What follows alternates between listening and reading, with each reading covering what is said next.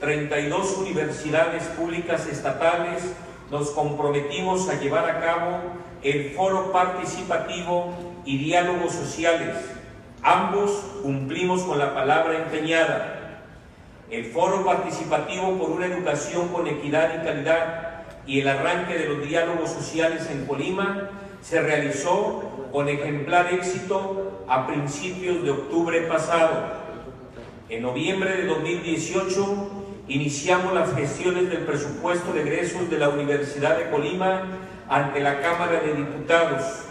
Destaca la entrevista que nos concedió en su calidad de coordinador de la Junta de Gobierno de ese cuerpo legislativo al diputado Guillermo Toscano, presidente del Congreso del Estado, y a la licenciada Indira Vizcaíno, entonces diputada federal, así como a un servidor. Asimismo, cumplimos con la entrega de los estados financieros auditados de esta universidad a los representantes de las comisiones de Educación Pública y Servicios Educativos y de Vigilancia de la Auditoría Superior de la Federación. También nos reunimos en 2 ocasiones con el maestro Esteban Moctezuma Barragán, secretario de Educación Pública, quien presentó los resultados preliminares de la Consulta Nacional Educativa y los estudios realizados por la Organización para la Cooperación y el Desarrollo Económico a nuestro sistema educativo, y dijo que con base en ellos se diseñaba el Acuerdo Educativo Nacional que guiará el trabajo del sector educativo para los próximos 6 años. El Gobierno federal hace apenas unos días les presentó a los legisladores la iniciativa para modificar los artículos 3, 31 y 73 constitucionales, y en ellas el maestro Esteban Moctezuma Barragán detalla los ejes básicos del programa educativo del Gobierno federal. Dentro de este contexto, hemos recibido de la Subsecretaría de Educación Media Superior las líneas de política pública para la educación media superior, y con ellas trabajamos en la formulación del Plan de Acción del Nivel Medio Superior en la Universidad de Colima. Le informo que hemos concluido el censo de estudiantes del nivel medio superior, por lo que pueden recibir la beca Benito Juárez, y tenemos avances importantes en el censo del bienestar en los municipios de Colima y Manzanillo, requisito indispensable para que nuestros estudiantes participen en el programa de becas Jóvenes Construyendo el Futuro. La misma iniciativa fija un principio de equidad con el cual se busca aplicar una política educativa incluyente, adecuada a la diversidad cultural y étnica, a fin de combatir las desigualdades sociales de género y locales. Desde luego que la entrada en vigencia de este principio constitucional confirmará la idoneidad del trabajo que realiza el Centro de Desarrollo de la Familia Universitaria y su ejército de voluntarios.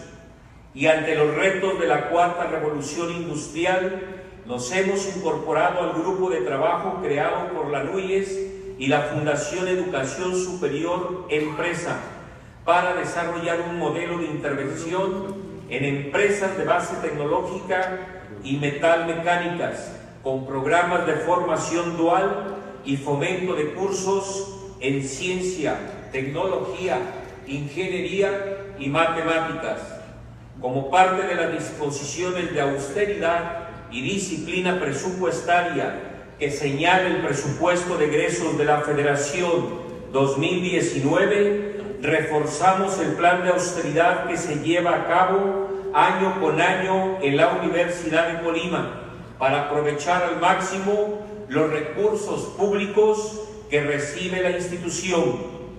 El día de ayer participamos en el foro Implicaciones de la obligatoriedad y gratuidad de la educación superior en México, donde se expresaron las preocupaciones por los efectos de estas reformas en el quehacer de las universidades públicas, particularmente de aquellas que son autónomas por ley. A continuación voy a referir algunos ejemplos. Entre estas preocupaciones destacan las brechas estructurales de la educación superior en México. Me refiero a la existencia de una gran diferencia en las posibilidades de acceso y limitaciones geográficas en este nivel. Asimismo, es importante dejar muy claro que la obligatoriedad de la educación superior es responsabilidad del Estado y no de los padres de familia o de los jóvenes, por lo que debe considerarse como un proyecto de largo plazo, en virtud que tiene que calcularse la capacidad y los tiempos en los que podamos lograrlo. En consecuencia, el Estado mexicano debe cumplir con la obligatoriedad de la educación superior para que ningún joven se quede sin este derecho mediante una política de Estado. En ese sentido, deberá ser en el plan sectorial donde se precise de qué forma podemos llegar al final del sexenio y que cualquier joven que quiera acceder a la educación superior pueda hacerlo. Y lo más importante, que este acceso sea el camino que territorialmente destruya las inequidades y las desigualdades regionales que tenemos en nuestro país. La universidad ha participado y contribuido en la definición de las políticas públicas del país. Por eso, reiteramos siempre la disposición para participar en estas reformas, con el propósito de realizar una revisión exhaustiva para no atentar los derechos humanos de los jóvenes que consagra la propia Constitución. Todo lo anterior no implica ceder autonomía ni libertad de cátedra y examen de ideas, porque esa es la esencia de la universidad y su mayor contribución: libertad para pensar y actuar por el bien común, siempre en el marco de la ley y los acuerdos que regulan la vida de las instituciones. Como parte de esta estrategia de coordinación con las nuevas autoridades federales, por mi parte asumí el liderazgo del Consejo de Universidades Públicas e Instituciones Afines, y por acuerdo de este Consejo, su próxima sesión ordinaria se realizará en el Centro de Tecnología Educativa en el puerto de Manzanillo durante el mes de mayo. Diputado Mario Delgado, para nosotros sería un gran honor contar con su presencia en este acontecimiento, por lo que de antemano agradecemos su apoyo y su participación en esta conferencia sobre la Cuarta Transformación. Le reitero nuestra muestra de amistad sincera y reconocimiento a su persona y al liderazgo que ejerce en el Legislativo Federal a favor de los mexicanos. Bienvenido a su casa. Muchas gracias.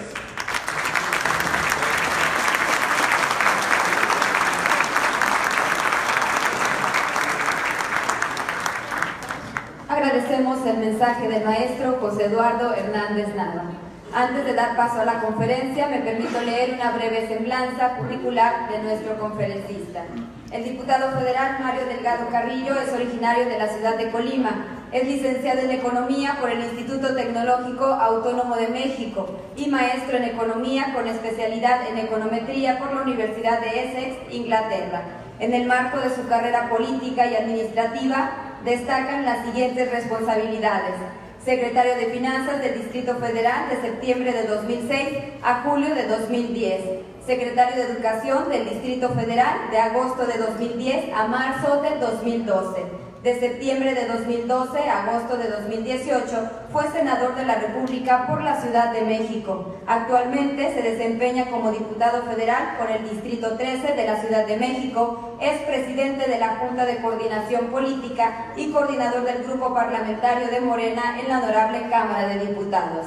Entre los premios y distinciones destacan el Premio al Mérito Profesional 2010 que otorga el ITAM y la Asociación de Exalumnos de esa institución. En el Foro Económico Mundial 2011 fue reconocido como uno de los jóvenes líderes mundiales y además formó parte de un grupo de especialistas encargados de analizar la construcción de las nuevas ciudades en el llamado Foro de Davos.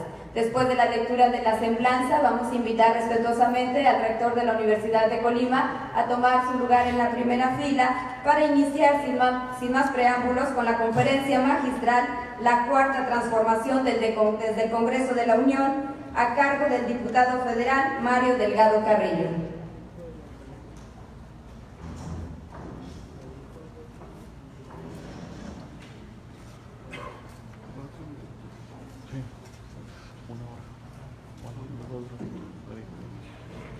Buenas tardes, muchas gracias por la invitación.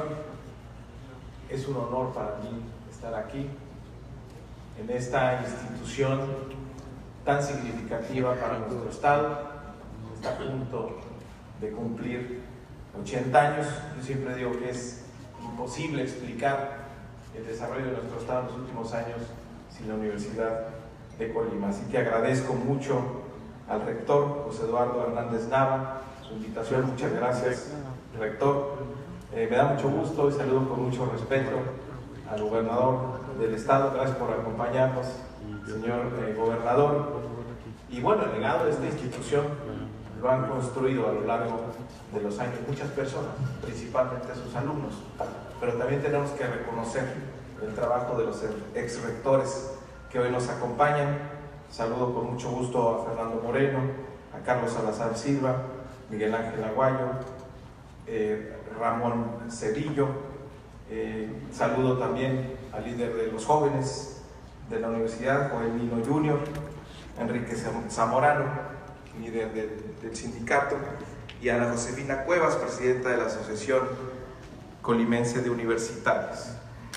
También saludo al diputado Guillermo Toscano, presidente del Congreso del Estado, y diputados y diputadas que ya los vi, andan por aquí. Muchas gracias por estar con nosotros. Pues miren, venía pensando en la semana qué sería interesante para ustedes escuchar. Y yo creo que nos falta una perspectiva global, integral, una visión de qué se trata la Cuarta Transformación. Primero, entender en toda su dimensión lo que ocurrió el 1 de julio, que fue una revolución pacífica, democrática en las urnas. Millones de mexicanos salieron a votar por un cambio, por una propuesta de cambio. Y tiene una dimensión histórica esa jornada electoral, porque nuestro país ha decidido que es la vía democrática para mejorar y para cambiar las cosas. Y se trata de una cuarta transformación, porque lo que busca la gente es un cambio de fondo para nuestro país. El 5 de febrero pasado estuvimos en el aniversario de la Constitución, estuvimos en Querétaro. Y allí el presidente de la República, Andrés Manuel López Obrador, hacía un repaso de los procesos históricos que ha tenido nuestro país. ¿Y por qué nos habla de la Cuarta Transformación? Y después de la independencia, tuvimos la Constitución del 57, después tuvimos la Reforma, tuvimos la Revolución, y ahora habla de una cuarta transformación. Y le preguntaban al presidente, ¿es necesario, como en las otras transformaciones, tener una constitución? Si probablemente en el corto plazo no. Pero ¿qué necesitamos para cambiar nuestro país? 3 cosas: erradicar la corrupción, terminar con los fraudes electorales y terminar con la impunidad y privilegios. Y si pensamos por un momento que se cumplieran esas 3 cosas, y efectivamente tendríamos un país distinto. Entonces, ¿cuál es la labor en el Legislativo, en el Congreso, de la Cuarta Transformación.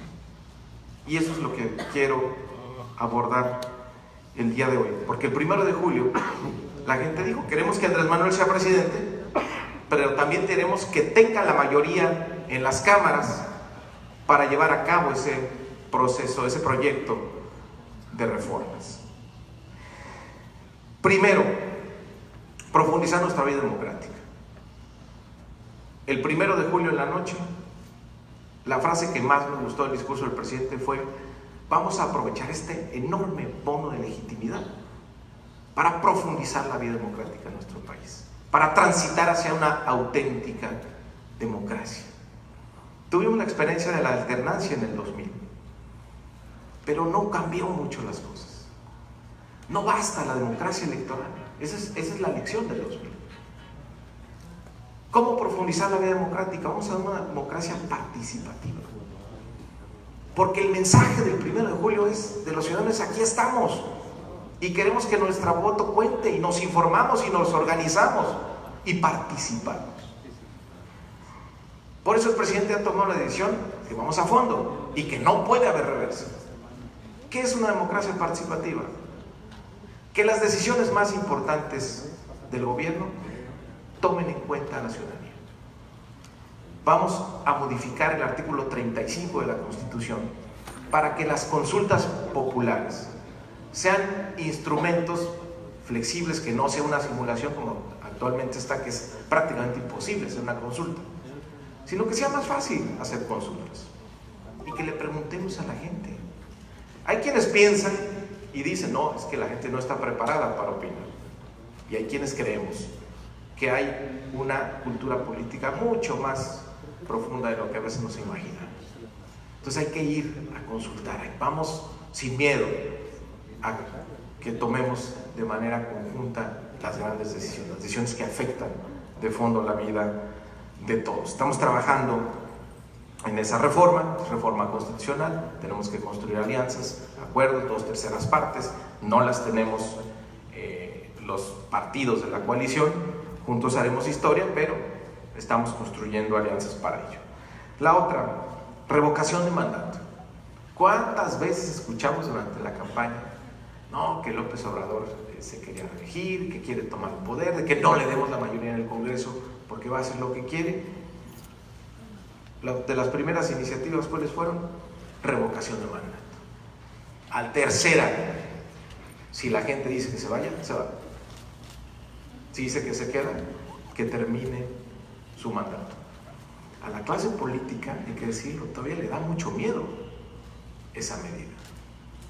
Pero, pues a lo mejor, si pensamos, y no voy a mencionar nombres, pues cuántos infortunios políticos nos hubiéramos ahorrado si al tercer año el gobernante, el presidente, se hubiera sometido a revocación de mandato. Entonces él dice: pues vamos a la revocación de mandato. Entonces cambiaría mucho los incentivos de los gobiernos, porque tendrías que dar resultados desde el día 1.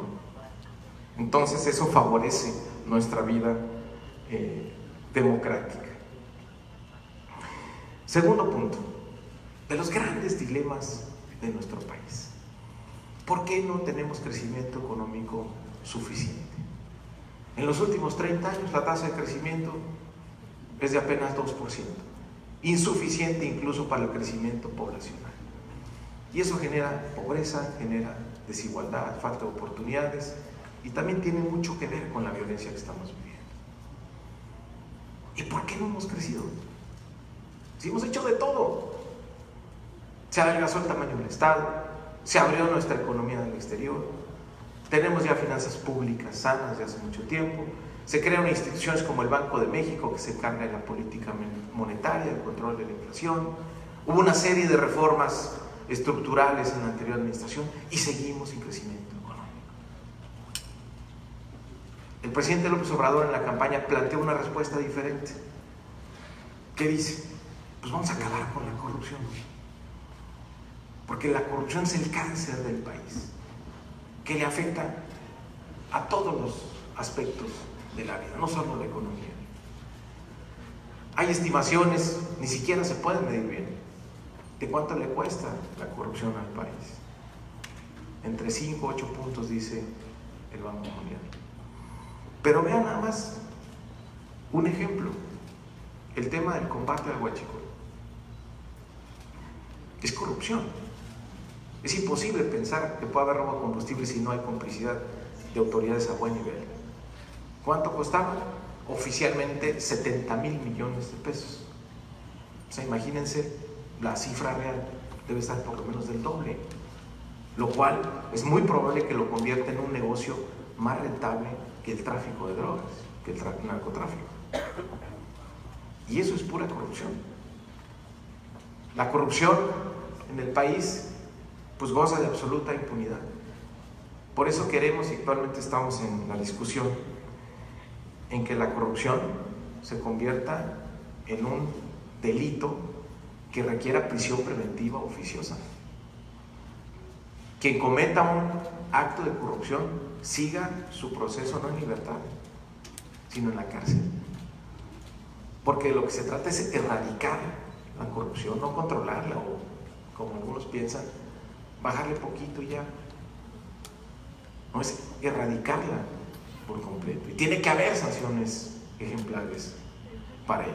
Estamos promoviendo ese cambio en la Constitución, en el artículo 19, para que se convierta en delito grave. Terminar con el fuero. La primera iniciativa que presentó el grupo parlamentario de Morena en esta legislatura fue terminar con el fuero, empezando desde el presidente de la República. Si el presidente de la República no tiene la protección constitucional, que pueda ser juzgado como cualquier otra persona, pues entonces se va a romper esta cadena de complicidades que muchas veces se ha formado. Y perder el fuero de allí, empezando por el presidente para abajo. Nadie por encima de la ley, ningún privilegio para nadie. La votamos en diciembre y por ahí cuestiones de que una palabra más, una menos, pretextos, no juntamos la mayoría para hacer una reforma constitucional. Los integrantes de la coalición votamos a favor, la oposición votó en contra. ¿Para qué? Para que se mantenga el fuero. Pues ¿cuál miedo si ahora la autoridad federal es de otro partido? Entonces vamos a seguir insistiendo, es importante que se termine el fuero, es un buen mensaje y es algo que está pidiendo la gente. ¿Qué otro elemento para terminar con la corrupción? Pues es también fortalecer el Estado de Derecho. Aprobamos una ley orgánica para crear ya la Fiscalía General, autónoma. ¿De qué se trata esto? De reconstruir prácticamente desde cero a la Procuraduría General de la República, que se abra una fiscalía, pero que no sea cambio de nombre, que sea el cambio completo de una institución dedicada a erradicar la impunidad en el país. Que haya justicia en México. Durante los últimos 4 años hubo una eterna discusión que si se modificaba el 102 constitucional o se hacía la ley orgánica, y ahí estábamos como el huevo o la gallina. Entonces ya tenemos una ley orgánica, ya tenemos fiscal general, ya vamos a tener fiscal anticorrupción y fiscal de delitos electorales. Entonces esa es la estrategia para el combate a la corrupción. Y por supuesto, en el tema de combate a la corrupción, pues se necesita voluntad política. A mí como senador me tocó construir todo el sistema nacional anticorrupción, pero nunca funcionó, nunca hubo fiscal anticorrupción, porque no había voluntad política. Entonces, para erradicar la corrupción necesitas 2 cosas: instituciones y voluntad política. Y esas 2 condiciones ya se están presentando en este gobierno. Tercer elemento: gobierno austero y eficiente. ¿Por qué habla tanto el presidente de austeridad? Pues no es un tema de moda o político que caiga bien. ¿Qué significa la austeridad? Que le demos un uso correcto a los recursos que vienen del esfuerzo de los trabajadores y de las empresas mexicanas. Es el pago de sus impuestos. A veces se nos olvida que los recursos públicos son de la gente. Y hubo mucho dispendio, mucho exceso, mucha discrecionalidad y mucha corrupción. Ese es el tema de fondo de la austeridad. Terminar con excesos y privilegios. Como dice el presidente, no puede haber gobierno rico con pueblo pobre. ¿Cómo empezamos ahí? Haciendo una ley reglamentaria del artículo 127 constitucional. ¿Qué decía? Fijaba una regla muy sencilla, ese artículo en la Constitución. El que gana más es el presidente de la República. Es el funcionario de más alto nivel, es el que tiene mayor salario, y de ahí todos para abajo. Teníamos una gran cantidad de excesos, privilegios, sobresueldos, salarios millonarios que ofenden a la gente. Hicimos esa ley reglamentaria y ya se está aplicando ahora. Nadie puede ganar por encima de lo que gana el presidente de la República. Hay amparos, hay quienes se inconforman, que porque hay técnicos que son muy calificados y que su tarea vale que ganar más. Pues yo digo, ¿qué trabajo en el sector público habrá más difícil que ser presidente de la República? Y además poner un salario digno, sin excesos. Y pues ahí ya están entrando todos, incluso hasta los ministros de la Corte, órganos autónomos, y eso pues va caminando bien. Nadie que gane por encima del presidente. Y la austeridad se convirtió en la estrategia fundamental del paquete económico 2019. Casi todos los gobiernos, cuando entran, siempre buscan de dónde tener más recursos. Normal, cómo gastar más para impulsar sus programas. Y normalmente aumenta la carga fiscal. El presidente López Obrador dijo no, ahora no. Hay que revisar cómo gastamos. La eficiencia del gasto público en México es bajísima. Hay un indicador que tiene el INEGI. ¿Cómo impacta el gasto público en la economía? El valor agregado que genera es cero o negativo en muchos casos. ¿Qué quiere decir? Que buena parte del gasto público se va por el caño de la corrupción o del despilfarro. Entonces hubo un programa de ahorros muy severo en el gobierno federal para generar ahorros y además reorientar el gasto público hacia inversiones que sí tengan impacto. ¿Y esto por qué? Porque la regla fue no aumentar impuestos, no endeudar al país y no aumentar el precio de los combustibles. Todo es un esfuerzo fiscal tremendo, porque son fuentes naturales de financiamiento del gobierno. Entonces, al cerrar las esos para mantener la estabilidad fiscal, pues lo que queda es irse hacia adentro, a buscar en los ahorros los recursos para poder financiar los nuevos programas. Y ahí tuvimos una participación directa nosotros, los diputados y diputadas. Nos comprometimos en que esos iban a ser los ejes del paquete económico, muy bien recibido por los mercados, y nos permitió reducir el gasto corriente y aumentar la inversión en dos rubros: la inversión social, la inversión en la gente y la inversión en infraestructura, que es lo que le va a dar mayor competitividad y mayor potencial de crecimiento a nuestro país. ¿Qué programas? A lo mejor ustedes han escuchado hablar de muchos de ellos. Inversión en los jóvenes es de las inversiones más relevantes. Tenemos la generación más grande en la historia de nuestro país. Nunca habíamos tenido tantos jóvenes, pero no nos preparamos para ello. En el caso de educación media superior, es el rubro que mencionaba aquí el rector, por cierto.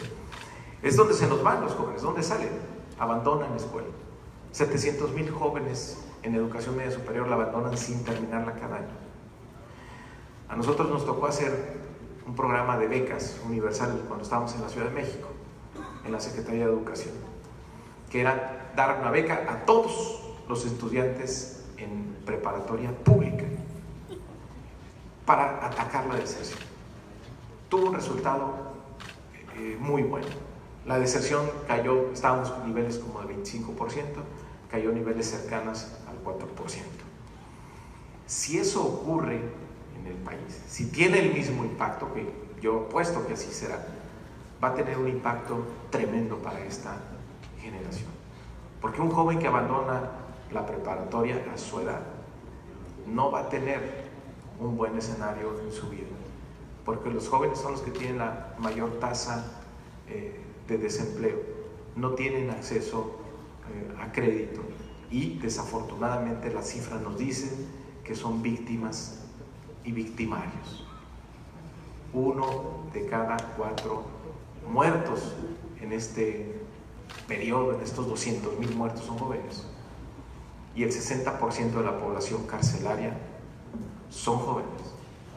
Esta generación de jóvenes tiene ya una esperanza de vida menor a la que tenemos nosotros, y eso solo ocurre en las pestes, solo ocurre en las guerras. De ese tamaño es la desatención que se ha tenido con esta generación, y el presidente López Obrador empieza a revertir eso. Todos los estudiantes de educación media superior en el país van a tener una beca. 4 millones de jóvenes, es una beca universal. Y aquí comentaba con el rector hace un rato que platicábamos que adoptemos el reto, invitar a las autoridades de la SEP para que sea la Universidad de Colima la primera universidad que tenga el 100% de jóvenes becados en sus bachilleratos. Vamos a ponernos esa.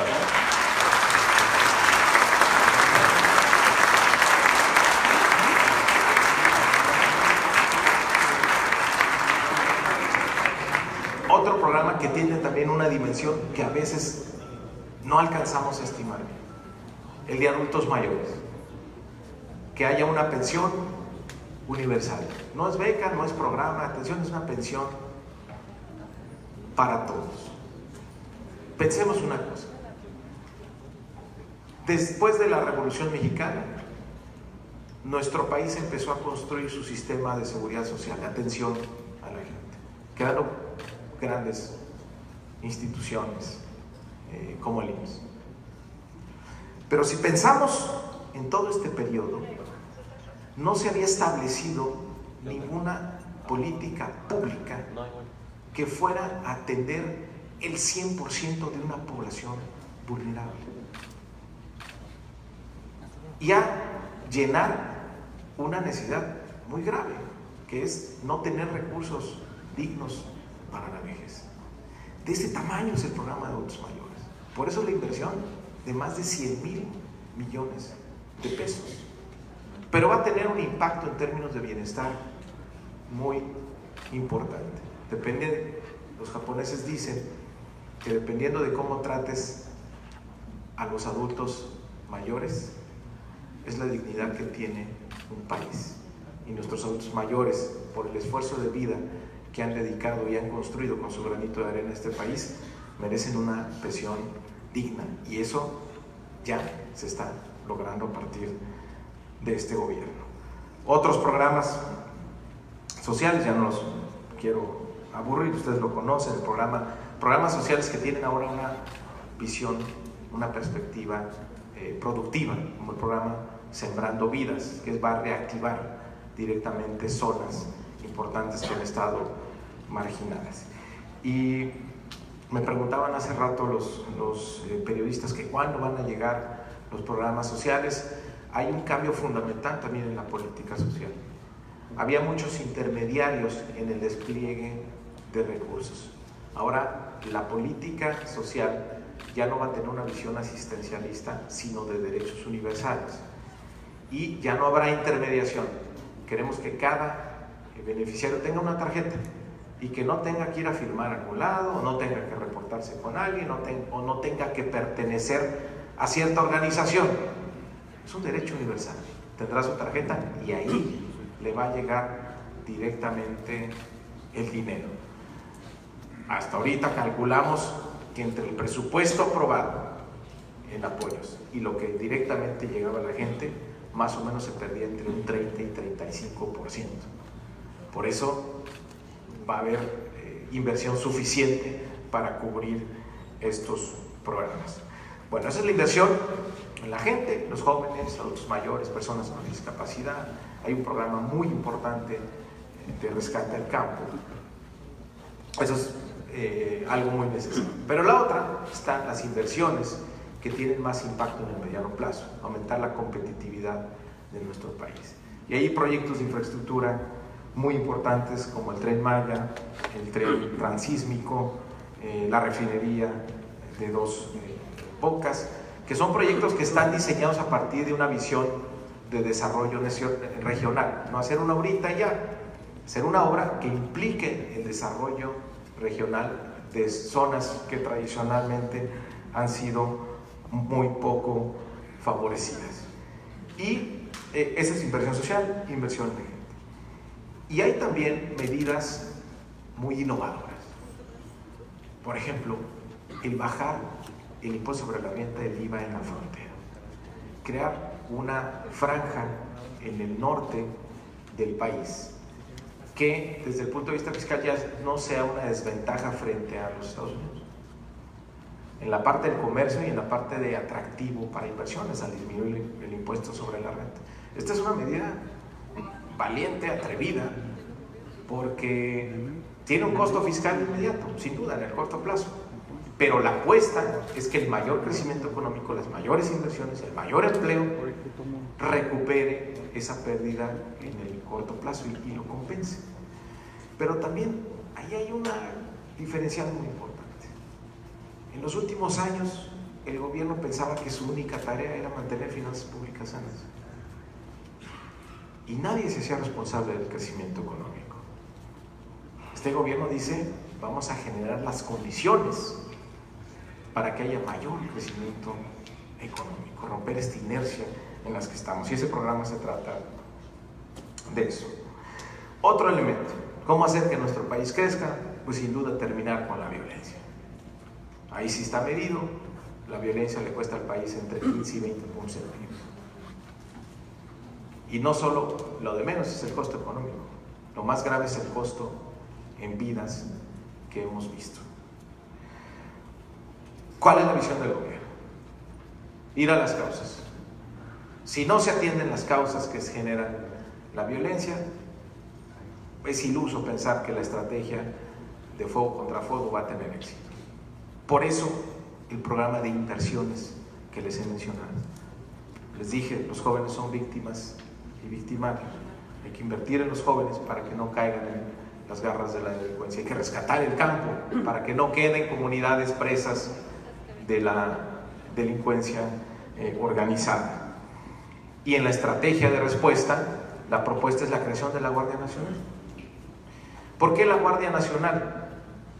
Porque necesitamos una policía de alcance nacional, con el equipamiento, preparación, organización, disciplina y facultades para poder enfrentar el fenómeno de la delincuencia en nuestro país.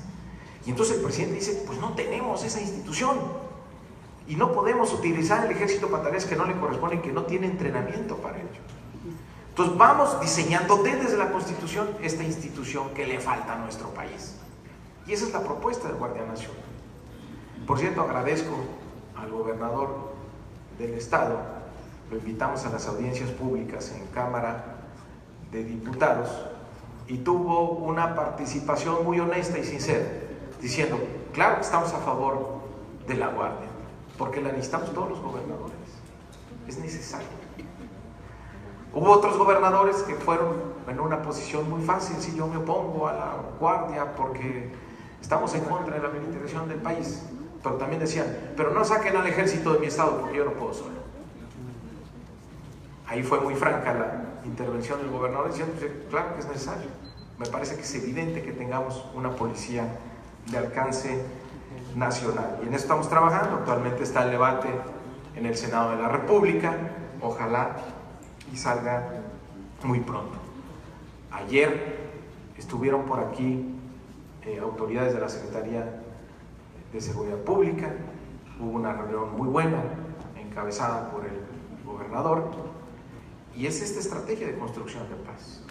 Se acordaron cosas muy interesantes, por ejemplo, que va a haber 600 elementos de manera permanente en el Estado, entre policías militares, navales y federales, con un mando único, pero lo más importante, que se va a reforzar toda la inversión social en el Estado, en la región que se formó entre Manzanillo, Almería y Tecomán, para ir a las causas, para fortalecer la prevención. Imagínense si tuviéramos la Guardia Nacional. Podríamos multiplicar esas acciones por todo el territorio. Pero el presidente no se está esperando. El presidente, vamos a actuar con lo que tengamos. Y a diferencia de lo que había en el pasado, pues no les vamos a dejar a los gobernadores solos, porque sabemos que es imposible para ellos enfrentar lo que está viviendo el país a nivel nacional. Y bueno, sumemos ahora todo. Democracia participativa. Acabar con la corrupción. Un gobierno austero y eficiente. Estabilidad macroeconómica. Inversión social en infraestructura.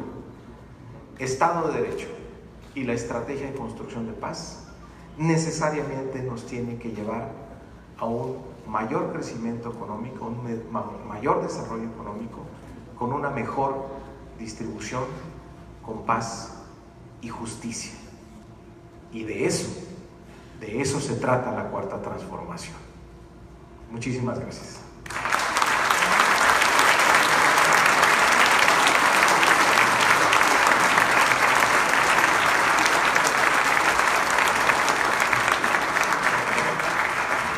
Agradecemos la intervención del diputado federal Mario Delgado Carrillo. Invitamos a las autoridades a tomar nuevamente su lugar en el presidio. Y en este momento el maestro José Eduardo Hernández Nava, rector de la Universidad de Colima, hará entrega de un reconocimiento al diputado federal Mario Delgado Carrillo, presidente de la Junta de Coordinación Política de la Honorable Cámara de Diputados del Congreso de la Unión, por haber dictado la conferencia magistral La Cuarta Transformación desde el Congreso de la Unión ante la comunidad académica de nuestra Casa de Estudios.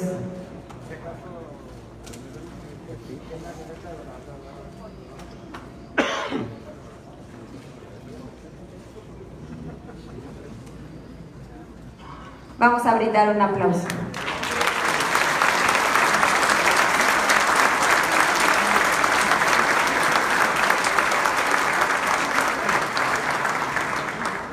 Vamos a tomar la fotografía oficial. Invitamos a las autoridades a bajar a la primera fila y a todos los presentes les invitamos por favor ponerse de pie para acompañarnos en esta fotografía.